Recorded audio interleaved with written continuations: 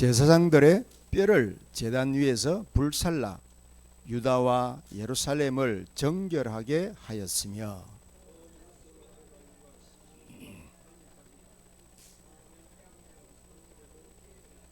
자, 우리 같이 읽겠습니다. 제단들을 허물며 아세라 목상들과 아로새긴 우상들을 빻아 가루를 만들며 온 이스라엘 땅에 있는 모든 태양상을 찍고 예루살렘으로 돌아왔더라. 아멘. 자, 오늘 이 본문 말씀을 가지고 망대의 주역 다윗 그 인생 여정 이정표라는 제목으로 하나님의 특별한 은총을 우리가 함께 누리는 시간 되었으면 좋겠습니다. 자, 우리 나는 주를 섬기는 것에 후회가 없습니다. 요 찬송 한 장 우리 부르겠습니다.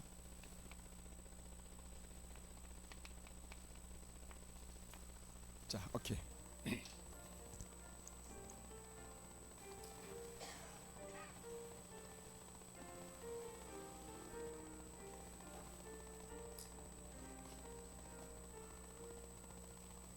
나의 평생에 가장 복된 일은 내가 예수님을 만난 것이라. 나의 평생에 가장 잘한 일은 내가 예수님을 주로 섬긴 것이라. 세상 살 동안 내가 걷는 길이 때론 험하여서 넘어질 때도 주의 강한 손이 나를 붙드시니 나는 예수님만 주로 섬기며 살리.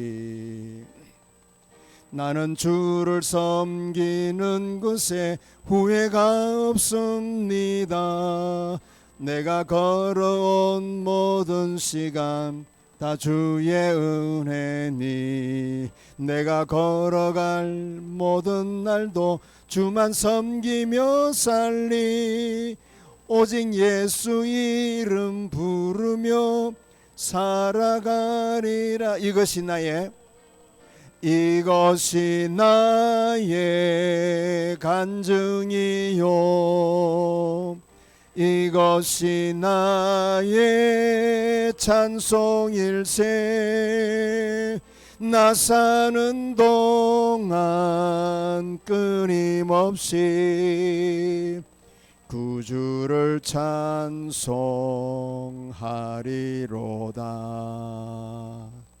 아멘. 곡이 조금 어렵지만은 너무 은혜스럽습니다.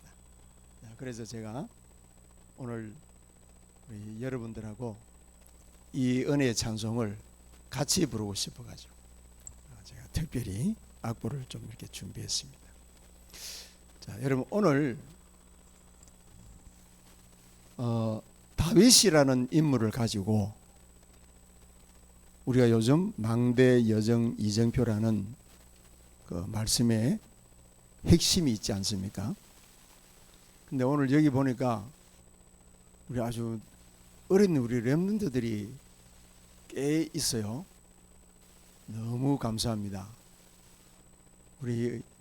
근데 우리 어린 렘넌트들이 충격을 받아야 될 게 오늘 이 본문에 왕으로 즉위한 요시야라는 왕이 나이가 몇 살인 줄 알아요?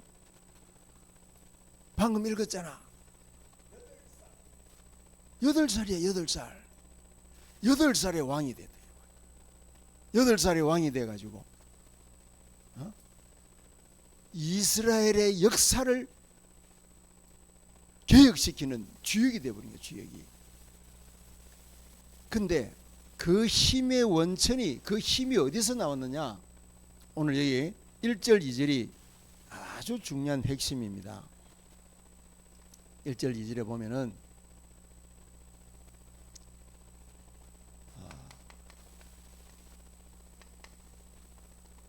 여호와 보시기에 정직히 행하여 그랬습니다. 여호와 보시기에. 여러분, 우리가 아무리 열심히 하고 제한 짓고 바르게 살고 어떻게 해도 하나님 보실 때 옳은 게 있고 하나님 보실 때 옳지 않은 게 있어요. 내가 볼 때는 옳고 내가 볼 때는 이게 잘하는 일이고 내가 볼 때는 정직한 일이고 할지라도 하나님이 보시기에는 그건 옳지 않아 할 수도 있고, 내가 실수하고 잘못했는데도 하나님 보실 때는 그게 옳다라고 인정하는 일이 있다니까요. 그래서 우리 렘넌트들은 굉장히 헷갈릴 거예요. 그런데 여러분들은 여기 있는 것 자체가 은혜예요. 여러분들은 지금 머리로, 이성으로, 마음으로 깨달아지지 못해도 영으로 지금 요시야처럼 그 마음과 생각과 영혼 속에 하나님을 경외하고 여호와 보시기에 정직하게 행하는 그 영적인 상태가 지금 어린 그 씨앗이 뿌려지면은 싹이 자라듯이 여러분들은 그렇게 일어나는 거예요. 그래서 여호와 보시기에 정직하게 했다는 말은 무슨 말입니까? 나 중심에서 하나님 중심으로, 그죠? 하나님 중심으로 나. 자, 그리고 그 조상 다윗의 길로 갔다 그랬거든요. 그 조상 다윗의 길로. 이게 또 굉장히 비밀스러운 말이에요. 그 조상 다윗의 길로 갔다 이래야 됩니다. 그럼 이 말은 무슨 말이냐? 여러분, 지금도 이스라엘은 기다리는 메시아 관이 다윗과 같은 왕적인 힘과 그런 능력과 또 하나님의 뜻과 계획을 이루는 공의와 정의를 품은 그런 메시아가 오기를, 아직도 저 이스라엘 사람들은 다윗과 같은 메시아가 오기를 기다리고 있어요. 그 정도로 다윗이 하나님 마음에 합하고, 그죠? 하나님 뜻을 이루었던 일꾼인데 그 다윗의 길로 갔다 그래요. 이것을 영적으로는 여러분, 이게 사단에게서, 여러분 우리가 하나님 그리스도를 모르면 모든 인간은 전부 다 마귀, 영적으로는 사단의 자녀예요. 마귀 자녀예요. 우상 숭배하고. 심지어 여러분, 내가 성경을 들고 교회를 다녀도 구원의 비밀과 죄인을 구원하기 위해서, 나를 살리기 위해서 십자가 지신 예수 그리스도의 그 십자가의 보혈의 공로의 비밀을 알지 못하면은, 그 십자가의 피의 능력이 나와 상관이 없으면은 교회 다녀도 아무 상관없어요. 그러니까 구약에서 다윗의 길로 갔다는 그 말은 사단에게서 그리스도께로 갔다는 거예요. 그리스도의 길. 그리스도의 그 길을 갔다는 거예요. 예수님께서 뭐라고 말씀하셨습니까? 내가 곧 길이요 진리요 생명이다. 그 길로 간 거야. 그리고 이 요시야가 나이가 어린데도 불구하고 어떻게 갔습니까? 여호와 보시기에 정직히 행하고 그 조상 다윗의 길로 가면서 어떻게 해요? 좌우로 치우치지 않았다. 이 말은 무슨 말입니까? 오직 성령의 인도를 받겠다는 거예요. 이 굉장한 이 비밀입니다. 하나님이, 여러분, 이 요시야 왕이 나이 8세에 왕이 되어서 뭘 알겠습니까? 8살짜리 어린아이가. 그런데 여러분, 하나님의 영, 그리스도의 성령이 임하면은 8살인지 8살 아이라도 80대 노인이라도 똑같아요. 내가 아니라 내 안에 임하신 하나님의 영이 보게 하고 듣게 하고 깨닫게 하시기 때문에 나이와 상관없어요. 여러분, 신앙생활 오래 했다고, 교회 많이 다녔다고 더 많이 알고 더 깨달아지는 게 아니에요. 성령으로 안위하고서는 하나님이 사랑하는 자를 위해서 예비하신 것은 하나님이 사랑하는 자를 위해서 예비하신 것은 성령으로 아니하고서는 깨달을 수 못한다 그랬어요. 눈이 있어도 보지 못한다 그랬어요. 마음으로도 깨닫지 못한다 그랬어요. 귀가 있어도 듣지 못한다 그랬어요. 그러니까 나이 8세지만은 요시야가 하나님의 성령의 충만한 은혜를 입고 보니까 가장 먼저 뭐가 보였냐? 내가 다스려야 될 이스라엘 나라 전체가 우상천국이야. 우상천국. 여러분 이 34장을요 전체를 끝까지 다 읽어보면은 그동안에 자기 아버지 그 아몬 할아버지 므낫세 얼마나 많은 우상과 미신과 태양신과 사람의 손으로 만들고 뭐 주석으로 부어 만든 그런 우상들을 만들어 가지고 이스라엘을 완전히 우상 숭배하고 귀신 섬기고 엄난하고 타락하고 부정부패하는 그런 나라로 만들어 버린 것이 그게 8살 나이 된 요시야 눈에 그게 보여지는 거예요. 어린 아이의 눈으로 보는 게 아니라 하나님의 마음과 하나님의 성령으로 그것이 깨달아지고 보여지는 거예요. 그러니까 그것이 보여지니까 종교개혁을 일으킬 수밖에 없단 말이에요. 자, 오늘 여러분 제가 지금 요시야 왕을 중심으로 말씀을 드리려고 하는 것이 아니라 지금 우리가 살아가고 있는 이 시대가 여러분 매우 지금 어렵지 않습니까? 육신적으로도 정신적으로도 사회적으로도 국가적으로도 교회적으로도 심지어 더 나아가서는 국제 정세도 너무 지금 어렵습니다. 여러분 곳곳에 쿠데타가 일어나고 곳곳에 전쟁이 일어나고 그런데 이 전쟁이 이웃나라와 적대국의 전쟁이 일어나는 것이 아니라 같은 동족 안에서 일어나는 전쟁이 너무 많아요. 이거는 여러분 어마어마한 비극입니다. 말하자면은 한 집안에 엄마 아빠가 막 쥐야창창 싸우기만 해가지고 자식들이 불안과 두려움에 빠져가지고요 벌벌벌 떨고 있는 그런 모습과 다를 바 없는 게 지금 오늘날 우리 대한민국 우리 사회 또 전 지구상이 지금 난리예요. 기후재앙으로 저 미국과 유럽 쪽에는요 허리케인으로 막 한 10분 정도 허리케인이 돌아버리는데 한 도시를 잿더미 만들어버리고요. 전쟁하고는 뭐 비교가 안 돼요. 자 이런 식으로요. 저 중동 저 사막 같은데 비가 많이 안 오는 저런 나라예요. 여러분 어떻게 비가 잠시 왔는데 한 뭐 홍수가 나서 한 도시가 그냥 휩쓸려 가버릴 정도로 여러분 재앙입니다. 지금 재앙시대 우리가 살고 있습니다. 자 그런데 여러분 성경 말씀에는 이런 재앙 때 우리가 그럼 어떻게 이런 재앙을 피할 것이며 이런 재앙 때 우리가 살아남을 것이며 이런 재앙 시대에 우리가 하나님의 말씀을 이웃들에게 또 전 세계에 또 우리 다음 세대에 유산으로 물려줄 것인가? 성경에는 그 답이 기록되어 있단 말이에요. 그런 가장 어렵고 도울 자가 없고 배경도 없는 그런 역경 속에서 하나님의 가장 기뻐하신 뜻을 이룬 사람이 성경의 대표적인 사람이 다윗이에요. 다윗. 자, 그런데 여러분 다윗은 이미 죽었어요. 아브라함도 죽었고 이삭도 죽었고 야곱 요셉도 죽었고요. 바벨론 포로로 가가지고 하루에 3번씩 여호와를 경배했던 다니엘도 죽었고 엘리야와 엘리사도 다 죽었어요. 하나님은 어떤 하나님이요? 우리가 믿는 하나님은 죽은 하나님이 아니고 지금도 살아계신 하나님이라. 그러니까 오늘 여기에 우리 아주 나이가 어린 우리 렘넌트들도 있지만은 또 우리 머리 허여신 우리 어르신 성도님도 계신단 말이야. 목사님들도 계시고. 그런데 여러분 하나님 앞에서는요 8세와 같은 요시야와 같은 중심을 갖고 계셔야 되는 거예요.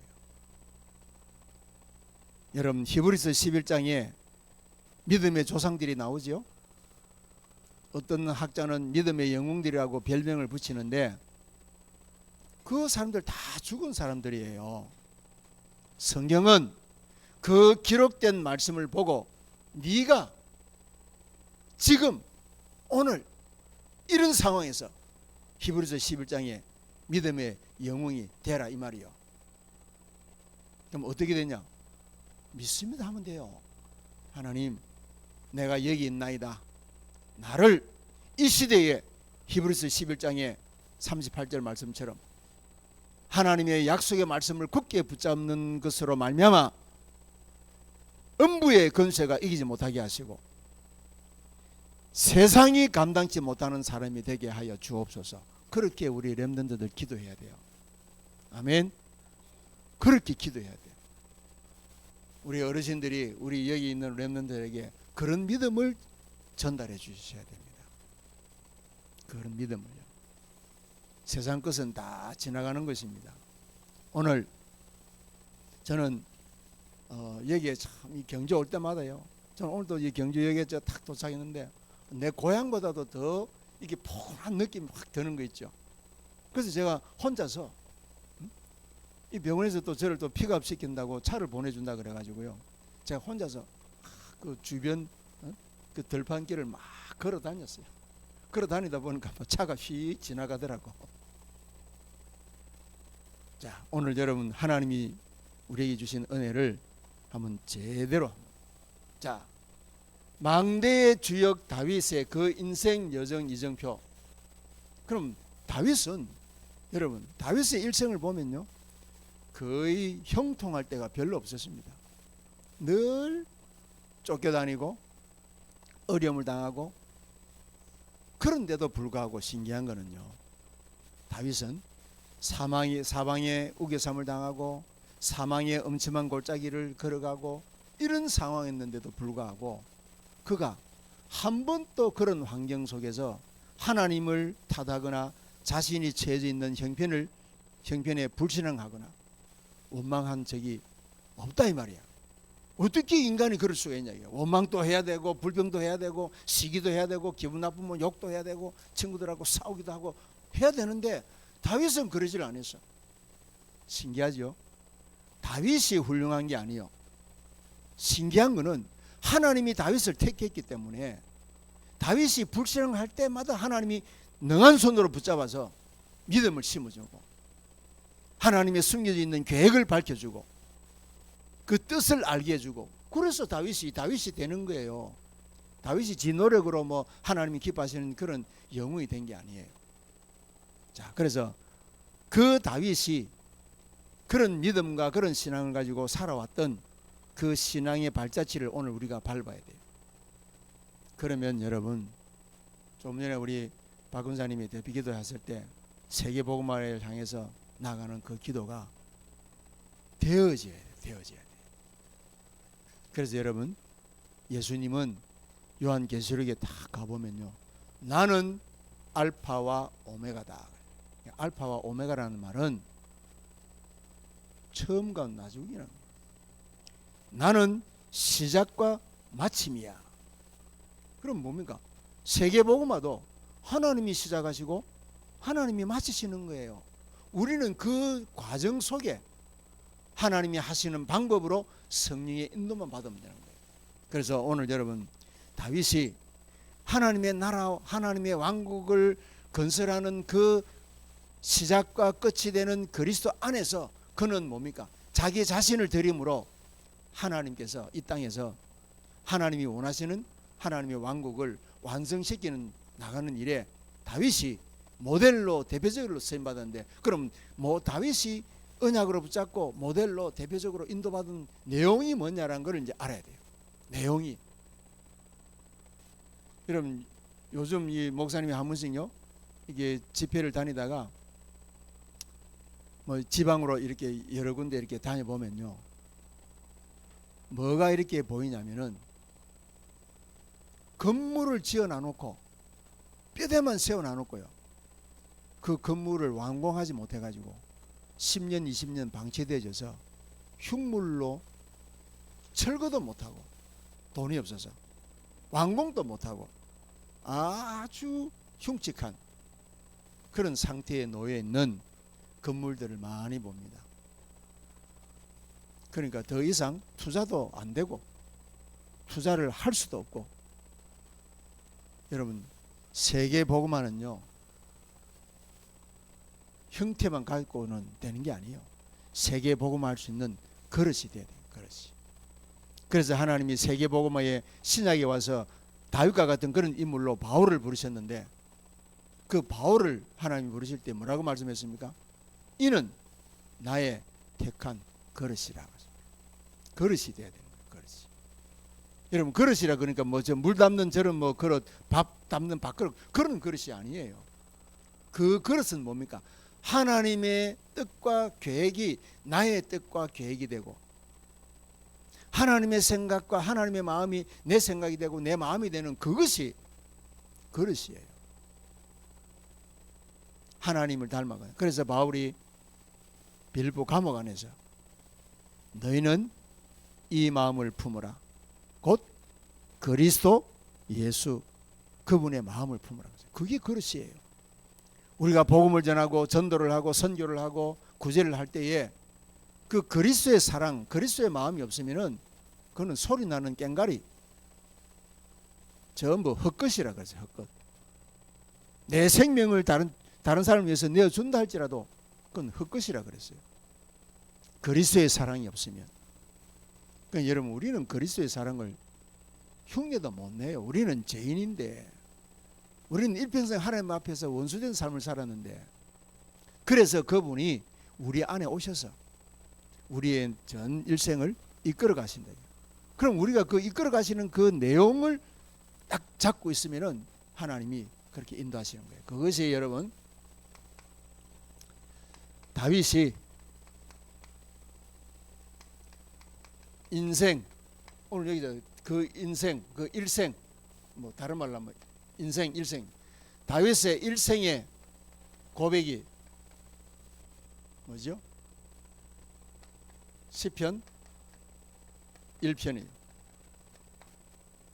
다윗의 전생이, 시편 1편은 시편 150편의 서론이요 결론이요. 그러면서 다윗은 이 시편을요 고백하는데, 첫 번째 뭡니까? 복 있는 자는 그랬잖아요. 복 있는 사람. 이 복이 어떤 복입니까? 이 복을 받은 사람과 이 복을 받지 못한 사람과의 차이를 악인과 의인으로 고백한 거예요. 그래서 악인은 다시 말하면 영적으로는 마귀 자녀지요. 하나님 앞에서 원수된 삶을 사는 자들이죠. 악인은 이 의인의 회중에 들어올 수가 없다 그랬습니다. 그러니까 여러분 여기서 악인이라는 뜻은 뭐 세상적으로 뭐 깡패 도둑질하고 사기치는 그런 사람이 아니에요. 하나님을 떠난 사람, 하나님 없이 내가 세상의 왕이라고 자칭하면서, 그죠? 우상 숭배하면서 하나님을 떠난 사람을 보고 성경은 악인이라고 합니다. 악인. 그러니까 그 악인이 아무리 자기가 많은 재산을 가지고 일평생 구제를 하고 저 어려운 아프리카 같은 나라에 뭐 병든 자들을 무상으로 고쳐주고 약을 사주고 해도 그 사람은 자기 이름을 높이는 사람 같으면 하나님 보실 때는 악인이요. 악인. 자, 여기서 여러분 다윗의 인생 고백 속에서 핵심이 뭡니까? 복 있는 자예요. 복 있는 자. 그럼 이 복이 어떤 복이냐? 신약 성경에 와서 여러분 마태복음 5장에 예수님께서 무리들 가운데서 제자들을 따로 불러서 산상수훈을 가르쳤습니다. 산상수훈의 팔복을, 팔복.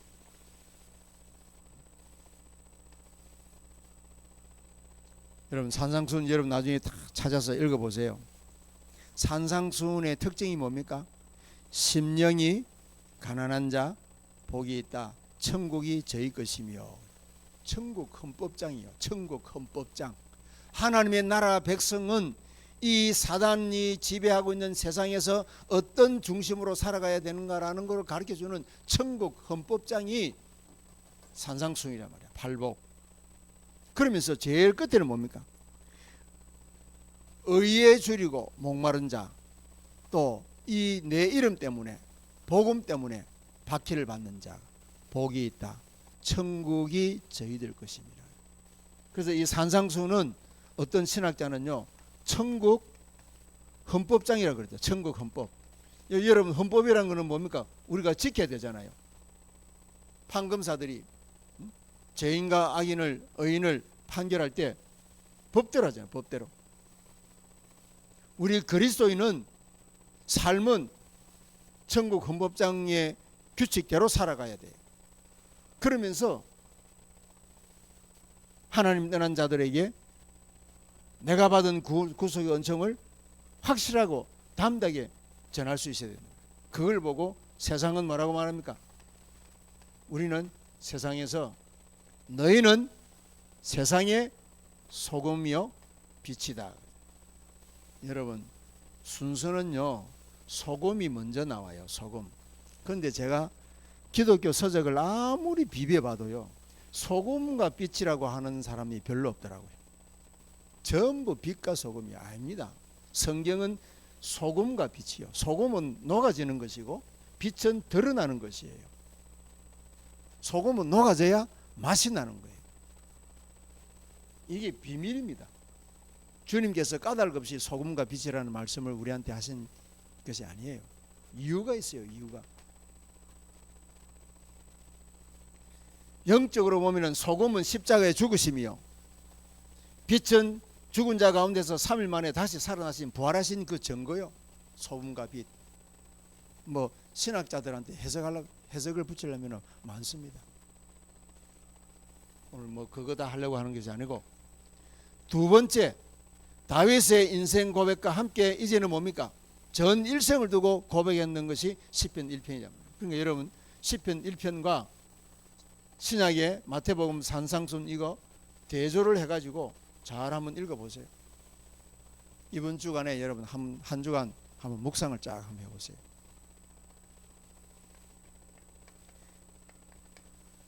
다윗의 인생 여정 속에서 다윗의 개인적으로 하나님 앞에 신앙 고백한 게 있지 않습니까?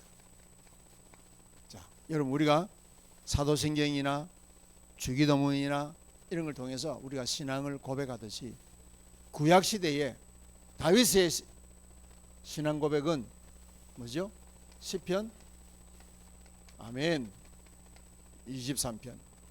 주제가 뭡니까? 여호와는 나의 목자. 여러분, 이것은 굉장한 중요한 내용입니다.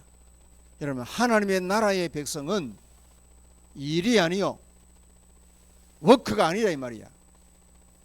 하나님의 나라의 백성은 하나님과 관계입니다. 관계. 하나님과 올바른 관계, 여호와 보시기에 정직히 행하는 이 올바른 관계가 형성되지 아니한 전도, 선교, 교회 부흥, 다 그거는 자기 이름을 높이려고 하는 것이지 하나님께, 하나님 나라의 영광을 위해서 하는 것이 아니에요. 그래서 시편 1편에 여호와는 나의 목자, 이것은 뭡니까? 나의 목자. 관계요, 관계. 여러분, 중요한 일을 계획하고 계시거나 중요한 응답을 기대하거나 아니면 여러분들이 어떤 어려운 부분에 우리가 문제에 당면했을 때 그 문제를 해결하려고 몸부림치기 이전에 뭘 해야 됩니까? 하나님과의 올바른 관계를 먼저 가져야 돼요. 그게 여러분 구원받은 하나님의 백성의 순서입니다. 순서. 여호와 보시기에 정직하지 아니한데, 여러분 제가 오늘 이 불렀던 이 찬송이 손경민 그이라는 분이 작사했는 작곡했는 곡인데 은혜가 되는 곡이 너무 많아요. 이 곡을 지금 수도권에 그 젊은 이제 목회자가 아주 지금 히트를 치는 찬양팀을 이끌어서 오늘 이 목요일 날 그 분당에 우리들 교회 이찬수 목사가 섬기는 그 교회 거기에서 목요 찬양 예배를 드려요. 제가 찬양이 은혜가 돼가지고 여러 번 그 영상을 봤거든요. 근데 이제 목요 찬양 예배를 딱 드리고 그러면 청년들이 와가지고 막 리더부터 시작해서 막 춤을 추고 막 난리요. 뭐 찬양이 은혜 되니까 춤추는 거 젊은이들이니까 대학생들이니까 그런 거는 얼마든지 용납할 수 있잖아요. 이제 찬양을 한 3, 40분 열정적으로 하고 메신저가 딱 와서 메시지를 하는데 내가 충격을 딱 받아.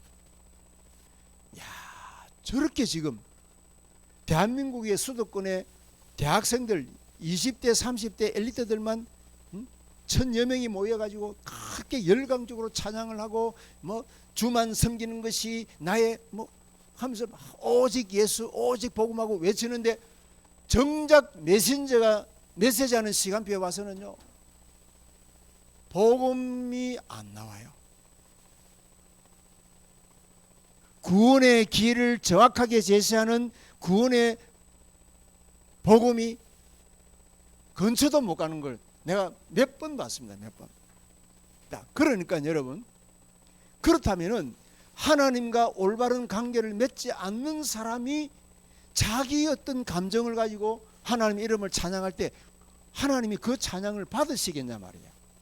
예를 들어서 여러분 무당이요 푸닥거리 하면서 예수는 그리스도라고 푸닥거리 하면은 그 무당이 푸닥거리 하는 그 예수는 그리스도라고 고백하는 그 고백을 하나님이 받으시고 무당을 기뻐하시겠습니까?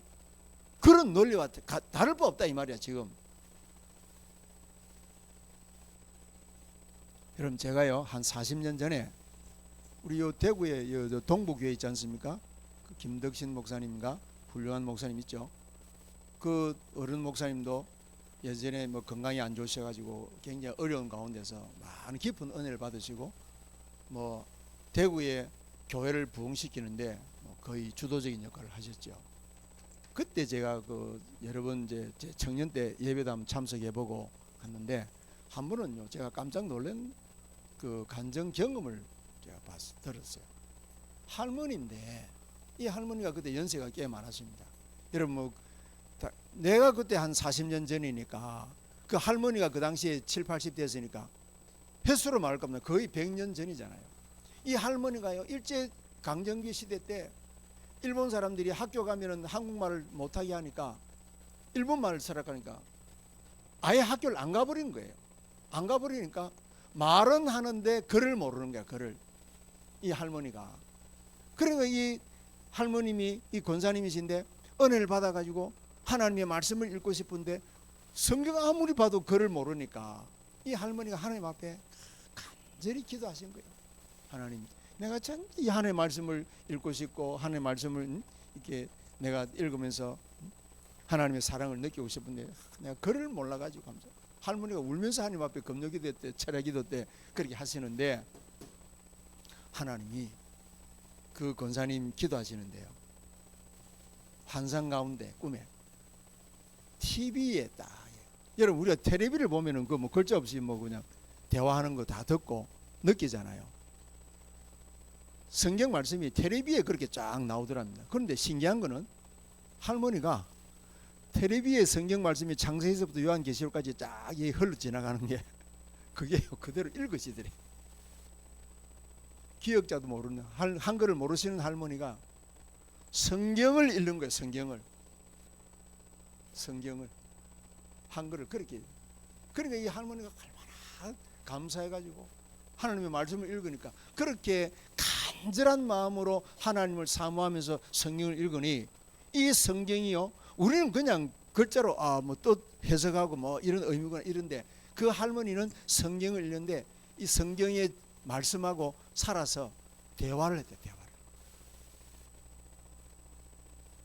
여러분 그런 은혜하고 지금은 그런 시대가 아닙니다. 지금은 여러분 이제 우리가 예수 그리스도를 정확하고 바르게 알아야 돼요. 그리고 확실하게 알아야 돼요. 그게 요시야가 그 조상 다윗의 길로 걸어가되 좌로나 우로나 치우치지 아니했다기. 확신 가지고 확신. 데살로니가 1장 5절에 보면은 이 복음이 우리에게 말로만 임한 것이 아니요 능력과 성령과 큰 확신으로 그대로 여러분 그런 말씀을 딱 우리 렘넌트들이 딱 암송하고 있습니다. 하나님, 이 복음이 살아계신 하나님의 말씀 아닙니까? 살아있는 증거를 내가 성경 읽을 때마다 살아있는 증거를 제게 주십시오. 우리 렘넌트들이 그렇게 기도하면은 이 렘넌트들이 여러분 다니엘 못지않게 다윗 못지않게 요셉 못지않게 바울 못지않게 성장할 거예요. 우리 한빛 RUTC에서 우리 렘넌트들을 그렇게 키워야 됩니다. 여러분들이 그런 기도로 우리 아이들을 위해서 기도해 주셔야 돼요. 그러면은 10년 20년 뒤에 우리 이 아이들이 뭐 10년 20년 안 갈 수도 있죠. 하나님이 크신 은혜 주시면은 이 아이들이 자기 분야에서 진짜 영적 서밋이 되는 거예요. 영적 서밋 단어 외운다고 영적 서밋 되는 게 아니고 이 다윗이 걸어간 여정을 확실히 알아야 돼요. 확실히. 여러분. 다윗은 보세요. 일생을 두고 복이 있는 사람은 악인의 꾀를 쫓지 아니하고 죄인의 길에 서지 아니하고 오만한 자의 자리에 앉지 아니하고 주야로 야훼의 율법을 묵상하는 자로다. 끝이요. 하나님의 말씀이 담겨 있는 사람이 의인이고 교회 다녀도 하나님의 말씀을 저버리는 사람은 악인이요. 악인. 사단의 먹잇감이 되고 사단의 놀이개가 되고 사단의 장난감이 되지. 의인의 자리에 악인은 의인의 자리에 회중에 들지 못하니라. 성경은 정확하게 말씀하는 거예요. 산상수훈에 천국의 헌법장으로서 누가 이 천국의 복을 땅에서 받아 누릴 수 있는 것인가? 그 8가지로 쫙 나와 있지 않습니까? 그거 그냥 그대로 하나님 이 약속의 말씀이 내 안에서 살아있는 말씀으로 생명의 양식으로 내게 증거를 주십시오라고 기도하시면 되는 거예요. 기도하면은 우리가 살아갈 수 없어요. 내 능력으로 지킬 수 없어요. 이 말씀이 내 안에서 생명으로 능력으로 하나님 역사하시도록 응답해 달라고. 그래서 우리는 기도하는 거예요. 기도는 보좌를 움직이고 기도는 하나님의 뜻과 계획도 변개시킬 수 있어요. 기도만은 그렇습니다. 기도만은. 그래서 이 답을 얻은 전 생애를 두고 답을 얻은 다윗이 개인적으로 신앙 고백하는 게 시편 23편이에요. 여호와는 나의 목자다. 자, 그런데 여러분 이게요 그냥 목자가 아니요. 이 시편 23편을 기록할 때 다윗의 그 시대적인 배경이 어떤 배경입니까? 아무 죄도 없이 그죠? 사망의 엄침한 골짜기로 뭐 어떤 분이 이렇게 표현하더라고요. 초상집의 개처럼 헤매고 다녔다. 초상집의 개라는 표현이 어떤 표현인 줄 아십니까? 개 밥을 줘야 되는데 지금 뭐 사람이 죽어가지고 난리통인데 개밥 줄 틈이 어디 있어요. 그러니까 다윗이 그런 인생을요 1년 2년 사는 게 아니라고. 그럴 때마다 다윗은 뭡니까? 하나님이 자기한테 기름 부음을 허락하실 때에 주셨던 영원한 언약의 말씀을 묵상하다 보니까 내가 몸 안에 있는지 몸 밖에 있는지 모를 정도로 하나님이 위로부터 나리는 신령한 은혜를 줘서 이런 고백을 하게 하시는 거예요.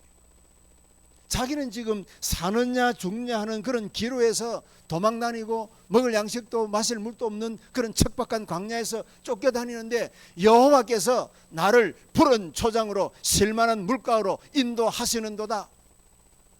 이게 무슨 뭐 시인이 뭐 시편 한 편 작성하는 그런 시가 아니요.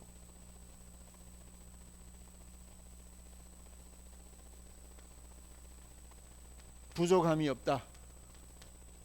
글자 그대로 부족함이 없었습니다. 그래서 이 시편을 가지고 여러분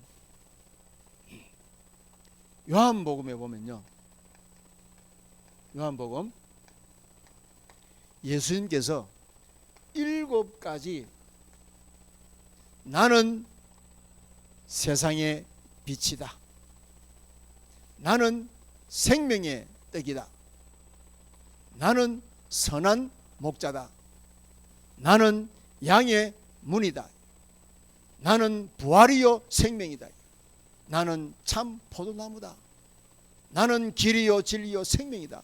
7가지를 하나님이 자기를 나타내신 것입니다. 나는 이다. 그 예수님께서 7가지 영적인 보좌에 신령한 축복을 선포하신 그 내용을 오늘 이 자리에 계신 여러분들이 생명의 양식으로 삼아야 합니다. 단순한 은혜가 아니고 생명의 양식이 되면요, 여러분들 속에 주님이 축복하신 그 빛, 생명, 생수, 목자, 양의 문, 그러면은 여러분 주님이 문이 되시는데 여러분들 인생에 문이 막혔다, 주님이 문 열어주시 문이 되시잖아요. 여러분 인생에 백척간두에 뭐 여리고성과 같은 담이 생겨졌다, 주님이 길되어 주시잖아요. 우리가 살다 보면 어려운 문제가 있잖아요. 주님이 생명의 떡이야. 살다 보면 영적으로 갈급하고 목마를 때 있잖아요. 예수님이 우리에게 생수의 근원이 되어 주시고, 우리가 어느 날 인생의 막다른 골목에서 어디를 가야 될지 어떻게 해야 될지 몰라서 깜깜한데 방황할 때 나는 세상의 빛이다. 완벽한 해답과 인도하심과 이끌어 주시는 내용을 주셨다고요. 확실하지요? 구약의 우리 믿음의 선조가 고백했던 것이 예수님께서 그대로 증거를 주셨으니까 나는 이 사실을 나의 것으로 믿고 고백하면 되잖아요. 믿고 고백하면.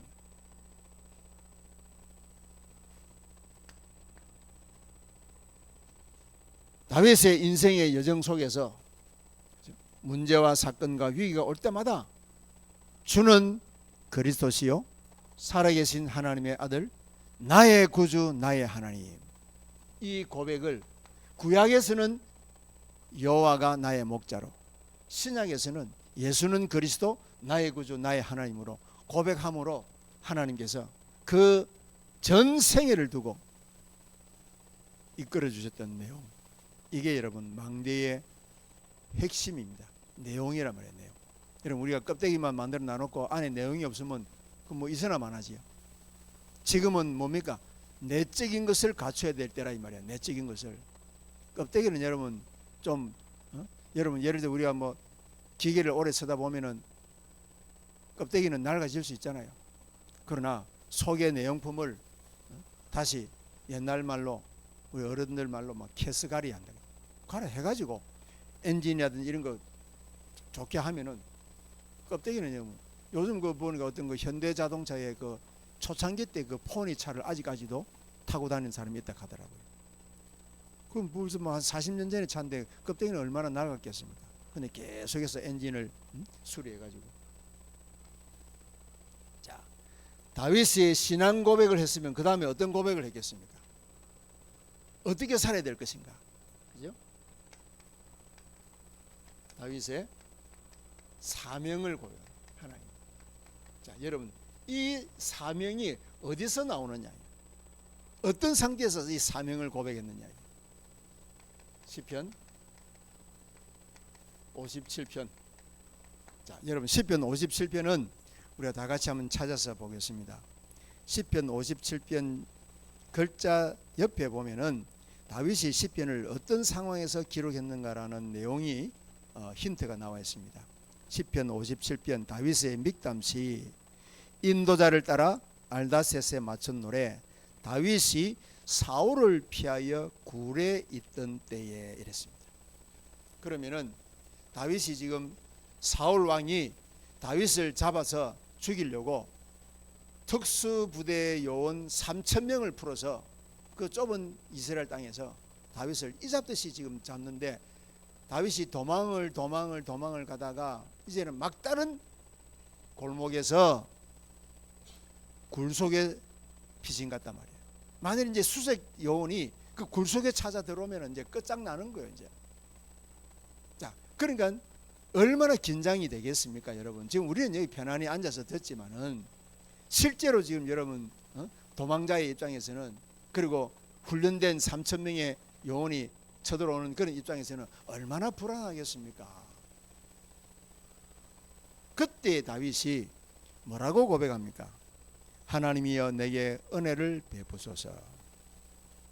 내게 은혜를 베푸소서. 두 번이나 간절하게, 두 번이나 강조한다는 것은 다윗의 간절함이 있는 거예요. 간절함이.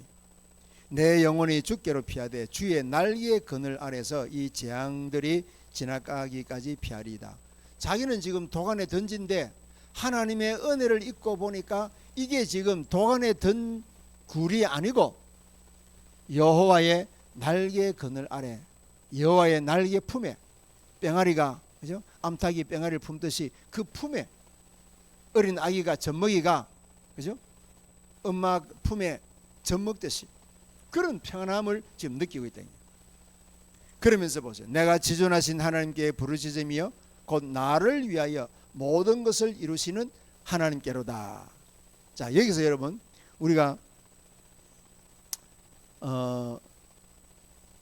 성경을 한 구절에 보면 다윗이 지금 자기가 지금 굉장히 억울하잖아요. 6절에 볼까요? 그들이 내 걸음을 막으려고 거물을 준비하였으니 내 영혼이 억울하도다. 그들이 내 앞에 웅덩이를 파서나 자기들이 그 중에 빠졌도다. 셀라. 지금 다윗이 사실은 얼마나 억울합니까? 이스라엘의 최고의 강적 골리앗과 블루셋의 적장을 꺾은 그밖에 없는데, 나라와 민족을 위기 가운데서 구해낸 그 공로밖에 없는데 왕이 시기를 해가지고 다윗을 지금 죽이려고 하니까 얼마나 억울합니까? 그런데 그 억울함을, 자기는 억울하다고 생각했는데 은혜를 받고 보니까 이 모든 것들이 나를 위하여 하나님이 계획하셨다는 사실로 뒤집어지는 겁니다. 여러분, 우리가요 뭘 연구를 해가지고 이런 답을 얻을 수 있는 게 아닙니다. 은혜 받아야 돼요. 은혜. 하나님의 은혜가 임하면 내가 지금요 까닭없는 문제, 내가 왜 이럴까, 그런 여러 가지 해답 없는 그런 인생 문제에서요 하나님의 은혜 입으면은 그 모든 것들이 로마서 8장 28절 말씀대로 우리가 알거니와 하나님을 사랑하는 자 곧 그 뜻대로 부르심을 입은 자들에게는 모든 것이 합력하여 선을 이룬다. 다윗이 그 은혜를 입게 된 거예요. 자, 그 은혜를 입고 보니까 자기가 지금 가장 도간에 든 쥐와 같은 그런 형편에서 하나님이 다윗의 영적인 눈을 열어주어서 뭘 보게 하십니까? 그게 5절이요. 5절 여러분 보세요. 하나님이여 주는 하늘 위에 높이 들리시며. 이게 무슨 말입니까? 요한복음 3장 15절에 보면은 예수님께서 모세가 광야에서 뱀을 든 것과 같이 인자도 들려야 하리라. 무슨 얘기입니까 여러분? 이 말씀이 다윗이 자기가 죽음이 코앞에 찾아와 오고 사면초가의 위기에서 뭐를 발견했냐? 그리스도께서 십자가에 우리 인간의 죄를 대신해서 죽으시는 그 환상을 보는 거예요. 주는 하늘 위에 높이 들리시며, 그 다음에 죽은 자 가운데서 3일 만에 살아나신 부활의 주님을, 주의 영광이 온 세계 위에 높아지기를 원하나이다. 부활의 주님을 만난단 말이에요. 이 죽음의 굴 속에서 한 번도 아니요 11절에 보세요. 11절에 똑같은 내용이 두 번 나와요. 하나님이여 주는 하늘 위에 높이 들리시며 주의 영광이 온 세계 위에 높아지기를 원하나이다. 두 번 받아요. 두 번.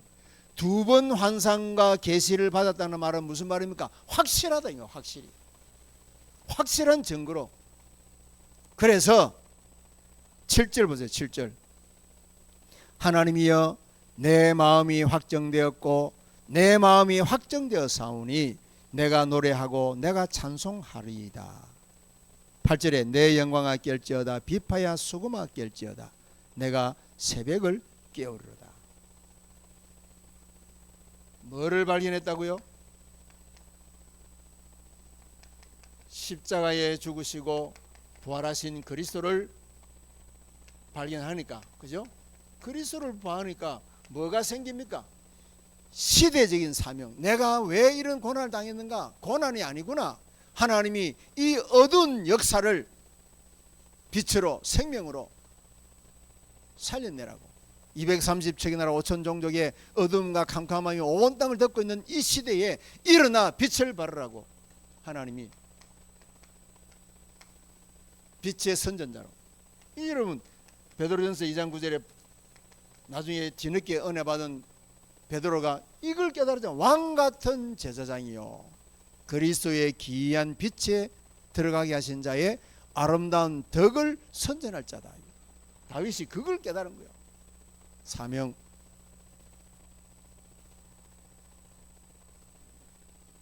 내 마음이 확정되었고. 자, 이거는 보세요. 그럼 이 말씀은 부활하신 주님께서 제자들에게 맡기신 것이 뭡니까? 이게 부활 메시지 아닙니까? 부활 메시지. 온 천하에 다니며 만민에게 복음을 전하며 모든 족속으로 제자를 삼고 내 이름으로 귀신을 쫓아내고 내 이름으로 새 방언을 말하고 내 이름으로 병든 자를 고치고. 그러니 여러분 지금 대한민국과 전 세계에 병원이 많지만은 정기적으로 이 언약 안에서 살아계신 하나님 앞에 언약적 예배를 드리는 이 한빛 병원은 대한민국에서 세계에서 유일한, 여러분들이 인정을 하고 안 하고는 관계없어요.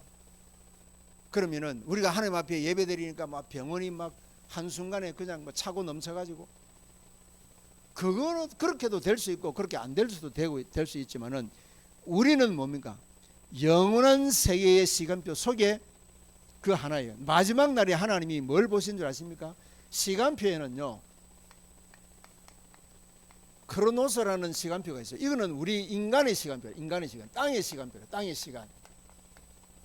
이것이 여러분 흐르는 물이, 조그마한 얕은 강물이 절벽을 만남으로 큰 폭포가 되잖아요.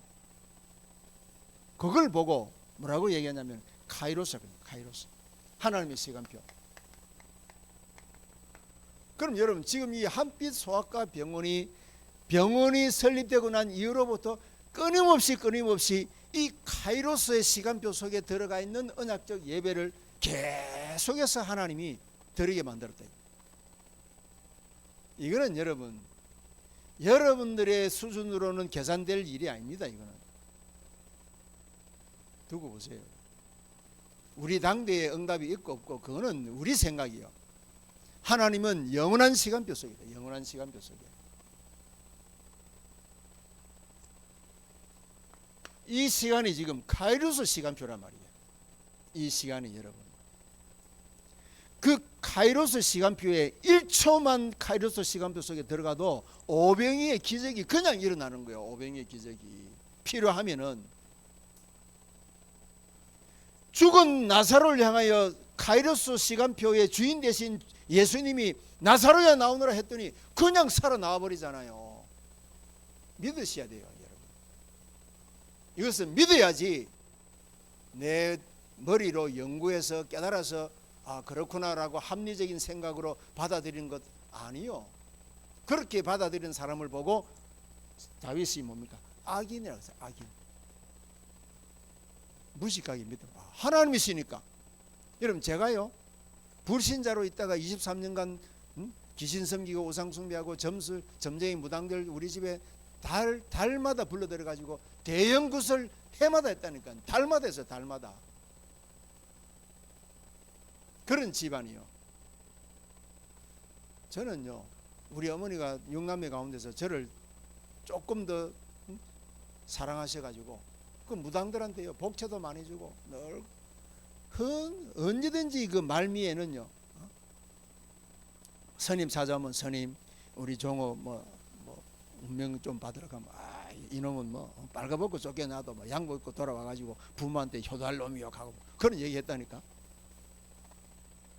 한 번은 이 무당이요, 원래 이 종호 삼재끼 있다가 그때 내 중학교 2학년 때요, 삼재끼 있다고 가만히 갖고 오라 하다. 가만히를 갖고 오니까 가만히 날 둘둘둘 말아가지고요, 굳어든 그 대나무 그걸 가지고 막 사정없이 두드리 패다고 삼재 떨어져 나가라고, 악기 떨어져 나가라고. 그런다고 악기가 나갑니까 여러분? 악기가.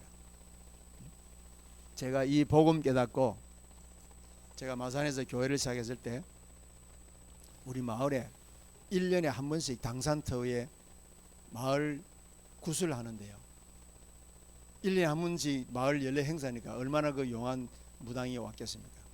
구슬 막 하는데 이 할머니가요, 키가 조그만하고 아주 왜소한 할머니인데 건장한 청년 둘하고 세 사람이 그 큰 대나무를 딱 잡고 있는 거예요.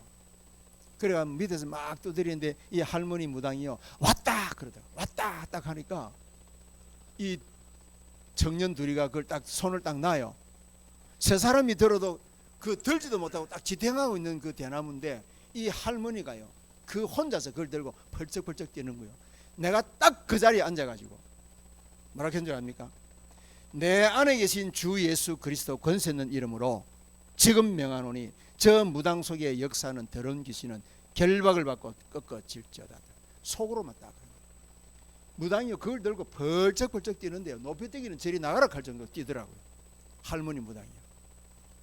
벌쩍 뛰는 높이 올라갔는데 내가 그때 딱 내 기도가 거기에 딱 전달되니까 대나무가 그냥 확 꺾어지면서 할머니 무당이 붕 떠가지고 툭 떨어져 버려요. 이 할머니가 딱 일어서는데 오늘 굿 안 된다 딱 외치다. 오늘 굿 안 된다 딱 외치고 딱 접어보는 거예요. 그런 보더니 이 할머니 무당이 딱 부엌에 들어가더니요, 소금을 한 바가지 들고 나오는데 이 할머니가 구경 온 마을 주민들을 쫙 진짜 뱀눈같이 여러 개 째려 딱 보는 거예요. 딱 보는데 저 앞에서 우리 조장님 자리 요쯤에서는 나를 딱 쳐다보더니 고개를 푹 숙이면서 뒷걸음질하고 딱 가는 거예요. 여러분, 예수 이름의 권세는 살아있는 하나님의 이름이요, 사단의 권세, 마귀의 이를 멸하신 이름이요, 음부의 권세가 이기지 못하는 이름이요, 내 이름으로 무엇이든지 구하면 하나님의 백성은 무엇이든지 그 이름으로 구하면 하나님이 응답하시겠다고 약속하신 이름이요. 약속하신 것을 여러분 우리는 얼마든지 당당하게, 우리 아이들 엄마한테 뭐 약속해 놔면 얼마나 당당하게 구합니까? 그런 식으로 그 이름이 그리스도 이름이에요. 다윗이 그 비밀을 깨닫고 나니까 사명이 그냥 오는 거요. 사명이 온다니까요. 이거 우리가 뭐 감당하고 싶어서 감당하는 게 아니에요. 자, 그래서 여러분, 다윗은 전 일생을 통해서 여호와의 말씀을 주야로 묵상하는 사람이 복 있는 사람이요. 자, 하나님의 은혜를 읽고 보니까 좌로나 우로나 치우치지 아니하고 여호와는 나의 목자, 예수는 그리스도, 나의 구주, 나의 하나님, 신앙 고백할 수밖에 없어요. 자, 이런 일생을 두고 개인적으로 하나님을 만나서 신앙을 고백하고 은혜를 받다 보니까 사명은 그냥 주어지잖아요. 사명이 딴 게 있습니까? 나를 흑암의 권세에서 건져내시고 사망에서 생명으로 옮겨주신 내 구주, 내 하나님 그리스도 이름을 증거하는 것이 그게 우리의 사명이지 뭐 별거 없어요. 그냥 그리스도의 증인으로 살아가는 거예요. 자, 그러다 보니까 다윗의 인생 결말에 가서는 뭐가 딱 나옵니까? 하나님의 절대 주권이 있다고. 고백의 결론. 자, 이게 뭡니까? 역대상 29장 10절에서 14절. 딱 절대 주권 신앙이 딱 고백이 되죠. 절대 주권 신앙. 자, 이거를 여러분 제가 영세전 그리스도, 성육신하신 그리스도, 부활하신 그리스도, 재림주로 오실 그리스도, 심판주로 서실 그리스도, 누가 이렇게 가르칩니까? 여러분, 우리 아이들이 그리스도를 깊이 높이 넓이 크기를 잘 몰라도 이렇게 단어만 외우는 것도 성령의 역사예요. 누가 이렇게 창세전에 영세전에 계획하셨던 그 그리스도의 비밀을, 그 말씀이 육신이 되어서 죄인된 나를 살리기 위해서 십자가에 죽으시고 부활하신 그 그리스도, 다시 오실 그리스도, 심판주로 서실 그리스도를 누가 이렇게 섬세하게 정확하게 디테일하게 이게 보여지는 거예요. 그러니 죄인을 구원하실 분은 오직 그리스도 유일하신 분이라고 하는 것이 고백이 되잖아요. 고백이. 자, 이것을 베드로는 뭡니까? 베드로전서 3장 15절에는 베드로는 전에는 그리스도를 내 인생의 주인으로 모시지 않았습니다. 아마 동업자 정도 수준으로. 말씀 한마디에 고기가 잡히고 배가 차고 넘치니까 베드로가 부활하신 주님을 만나고 난 뒤에 어떤 고백을 했습니까? 너희 마음에 그리스도를 주인으로 삼아. 주인. 여러분, 베드로 여러분 기억나십니까? 요한복음에 부활하신 주님이 베드로에게 찾아왔을 때 배에서 고기 잡고 있던, 우통 헐떡 벗고 고기 잡고 있던 베드로가 물속에 뛰어들었는데 어떻게 뛰어들었습니까? 아십니까? 기억나십니까? 옷을 챙겨 입고, 그거는 뭡니까? 하나님을 만나는 격식을 차린 거예요. 옷을 챙겨 입었다고 그렇게 기록되어 있습니다.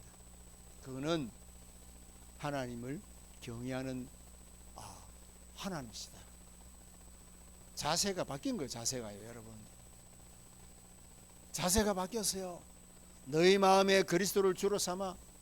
이게 보통 고백이 아닙니다. 주인으로 되니까 끝이죠.